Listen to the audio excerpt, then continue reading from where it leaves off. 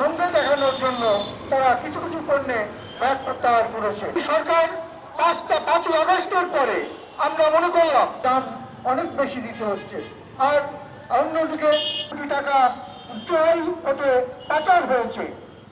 এবং দৃষ্টান্ত অংশ হিসেবে একটি টাকা উচ্চাকিত টাকা আনা যায়। আমরা এছাড়াও বলেছি আমাদের প্রশ্ন এই সরকার নিরপেক্ষতা হারিয়েছে, সেই কারণে এই সরকারের টালবাহানা নিরপেক্ষতা নিয়ে ইতিমধ্যে প্রশ্ন উঠছে। যে অন্তর্বর্তী সরকার একটি নিরপেক্ষ সরকার হবেন, কিন্তু আমরা লক্ষ্য করছি তিনি সাম্প্রদায়িক গোষ্ঠীর মদদে কাজ করছেন এবং জনগণ থেকে ক্রমান্বয়ে বিচ্ছিন্ন হয়ে যাচ্ছেন।